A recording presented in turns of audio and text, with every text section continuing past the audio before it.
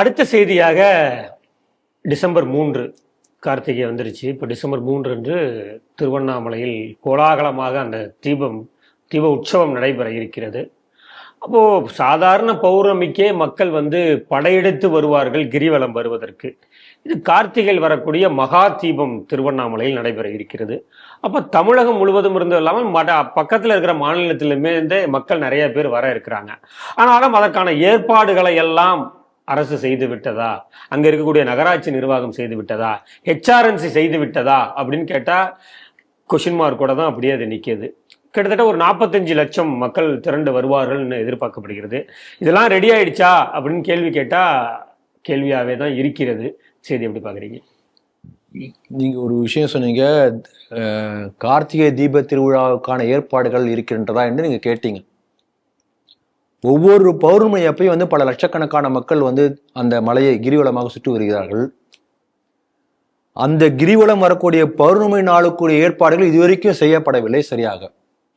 நீங்க போய் பாருங்க, ஒரு மாதிரி நேரில் போய் பார்த்தீங்கன்னா தெரியும் எந்த அளவுக்கு பஸ் ஏற்பாடு எப்படி இருக்கு, சானிடேஷன் எப்படி இருக்கு, அவங்க எப்படி ப்ராப்பரா தண்ணி கிடைக்குதா, எதுவுமே கிடையாது. ஒவ்வொரு மாதம் நடக்கக்கூடிய நிகழ்வுக்கே இதுதான் லட்சணம்.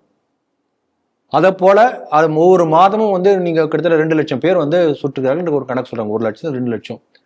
அதே போல கிட்டத்தட்ட 20 மடங்கு அதிக மக்கள் தொகை வரக்கூடிய ஒரு பெரிய திருவிழா. ஆனா இது வரைக்கும் அரசாங்கம் எந்த வகையான பெரிய அளவுல முன்னேற்பாடுகள் செய்யவில்லை. நான் இதுக்கு போயிருந்தேன், பிரயாக்ராஜுக்கு போயிருந்தேன். ஸ்ரீடிவில ஏற்கனவே சொல்லியிருக்கேன். அதை பத்தி இந்த சமயத்துல அதை சொல்லணும்னு நினைக்கிறேன். நான் போனது மௌனி அமாவாசை என்று சொல்லக்கூடிய அந்த சமயத்துல அன்னைக்குதான் நான் போறேன்.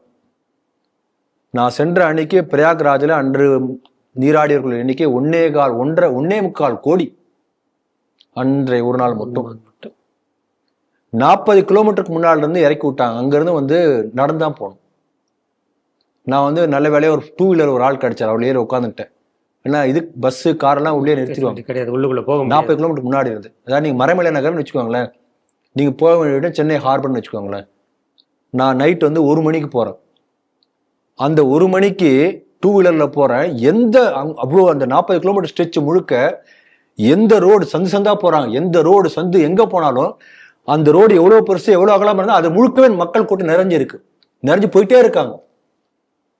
அப்பதான் 1.25 கோடினா என்னங்கிற நமக்கு புரிஞ்சுக்க முடியும். அந்த மாதிரி மெட்ராஸ் நினைச்சுக்கோங்களேன். மறைமலையில இருந்து நீங்க ஹார்பர் போறீங்க, இருக்கக்கூடிய எல்லா தெருக்குள்ளயும் எல்லா இடத்துலயும் மக்கள் அப்படியே கொஞ்சம் கூட கேப் இல்லாம இருக்காங்கன்னு பார்த்தீங்க. அவ்வளோ கூட்டம். அப்ப எவ்வளோ குப்பை சேரும் யோசனை பண்ணி பாருங்க. Just imagine. அங்கங்க உங்களுக்கு டெம்பரரி அந்த பார்க்கும்போது எல்லா இடங்களையும் இந்த மாதிரி டெம்பரரி டாய்லெட் இருக்கு, உடை மாற்றக்கூடிய இடைகள், அப்புறம் போலீஸ் பூத், போலீஸ் கண்காணிப்பு, ஒரு அப்படியே கண் முன்னால ஒரு போலீஸ் தெரிவாங்க உதவி செய்யறதுக்கு. அந்த மாதிரி நீங்க அப்படியே பிரமிச்சு போயிட்டேன். அங்க போனோம்னா நாங்க போயிட்டு இருக்கோம், அப்படியே ஒரு மழை போல அந்த சாப்பிட்டு மக்கள்லாம் அந்த பேப்பர் பிளேட் கீழே போட்டிருக்காங்க. என்ன இப்படி இருக்கேன்னு நினைச்சேன். அடுத்த சில மணி நேரங்கள்ல அது முழுக்க அப்படியே காண போயிடுச்சு. நாங்க போய் ஒரு இடத்துல தங்கறதுக்காக நைட்டு 3 மணி ஆச்சு போய் சேர்றதுக்கு. அது போற வழியில பாக்குறேன், ஸோ பெரிய ஒரு உண்மையிலே மலை மாதிரி அப்படியே ஏன்னா சாப்பிட்ட வச்சு போயிருக்காங்க. குப்பமலை. ஒரு 2 ஹவர்ஸ் நான் போய் ஒரு இடத்துல அவங்க டென்ட்ல தங்கிட்டு திருப்பி காலங்காத்தால எழுந்திரிச்சு பார்த்தா அந்த சுவடே இல்லை. ஆச்சரியப்பட்டு போனோம். அந்த எங்கேயுமே அந்த மாதிரி இல்லை.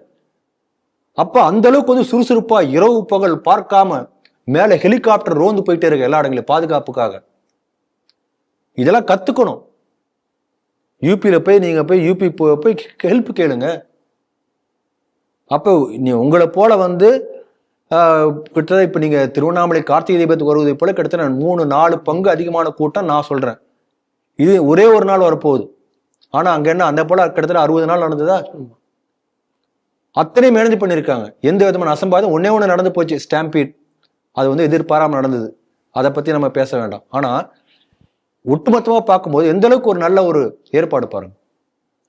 அப்ப இதுதான் ஏற்பாடுன்னு இப்படிதான் பண்ணணும். இப்ப இங்க என்ன பாருங்க, அங்க பல இடங்கள்ல மழைநீர் வடிகால் கால்வாய் வெட்டி அதுன்னு மூடவே இல்லையா. இன்னும் எத்தனை நாள் இருக்கு நீங்க சொல்றது படி பார்த்தோம்னா? அதிகபட்சம் ஒரு வாரம் இருக்குன்னு வச்சுக்கோங்க. ஒரு வாரமும் இல்ல. அதே போல பல இடங்கள்ல அந்த மழைநீர் கால்வாய் பக்கத்துல வந்து அந்த இபி கேபிள்லாம் போகுதாம், அதுவும் எல்லாம் இருக்கு. ஏதாவது ஷார்ட் ஆகி தண்ணி இதான என்ன பண்றது? அந்த ராஜகோபுரம் பக்கத்துல வந்து கோயிலுக்கு சொந்தமான இடத்த காம்ப்ளெக்ஸ் கட்டு வணிக வளாகம் கட்டுவதற்காக ஒரு 10-20 அடிக்கு பள்ளம் நோண்டி பெரிய பேஸ்மெண்ட்லாம் போடுறதுக்காக பிளான் பண்ணிட்டாங்க. அப்ப கோர்ட்ல கேஸ் போட்டிருக்காங்க. உடனே கோர்ட் வந்து மானிட்டர் பண்ணி, எப்படி நீங்க யார் உங்களுக்கு அதிகாரம் கொடுத்தது? இந்த இடம் வந்து கோயில் நிலங்கிறது, அது வணிக வளாகம் கட்ட நீ யார் முடிவு எடுக்கிறது? அப்ப அதை பேன் பண்ணி கோயிலுக்கு நிர்வாகத்துக்கு தடை வைத்திருக்கிறது கோர்ட். அது விதிச்சாச்சு. அதை அப்படியே அந்த ஒரு பெரிய இது போட்டு மூடி வச்சிருக்காங்க, ஒரு ஃபென்ஸ் போட்டிருக்காங்களே ஒழிய ஒன்றும் பாதுகாப்பு இல்லை. 10 அடி பள்ளம் இருக்கு, 10-20 அடி பள்ளம் இருக்கு. யாரா குழந்தைங்க வந்து என்ன பண்ண முடியும்? இன்னும் எதுவும் சரி பண்ணல. இப்படி பல கோளாறுகள், நான் 1-2 இப்ப நான் சொல்ல நிறைய இருக்கு.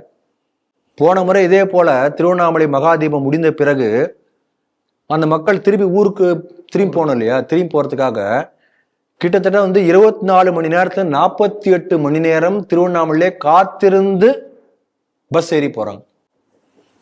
எல்லாரும் கார் வச்சு வர முடியுமா? முடியாது. அப்போ யோசனை பண்ணணும்ல, என்ன மாதிரி பண்ணணும்? You have to plan. இந்த முறை என்ன சொல்லியிருக்காங்கன்னா, கிட்டத்தட்ட 4700 சம்திங் சிறப்பு பேருந்துகள் இயக்க. சரிங்க, ஒரு பஸ்ல எவ்வளவு பேருங்க வர முடியும்? 10,000 ட்ரிப் அடிக்க போறதா சொல்றாங்க. இல்ல, அதெல்லாம் கரெக்ட். அப்ப இதெல்லாம் பிளான் பண்ணணும் சொல்றேன். சிறப்பா நடந்தா சந்தோஷம். 24 தற்காலிக பேருந்து நிலையங்கள் அமைக்க போறாங்க. 45 ஆம்புலன்ஸ் அங்கேயே வந்து ஸ்டேஷன்ல வைக்க போறாங்க. அதனால நிர்வாகம் இதெல்லாம் வந்து செய்ய வேண்டும் என்று எதிர்பார்க்கிறோம். இந்த முறை நீங்கள் சொல்வது போல மிக அருமையாக, நேர்த்தியாக, உலகமே இயக்கும் வண்ணம் அந்த கார்த்திகை தீப திருவிழா ஏற்பாடுகள் நடக்க வேண்டும் என்பது எங்கள் எதிர்பார்ப்பு. குறை சொல்வது எதிர்பார்ப்பு இல்லை, நடக்கணும் என்று சுட்டி காட்ட விரும்புகிறோம். நடந்தால் மிக்க மகிழ்ச்சி.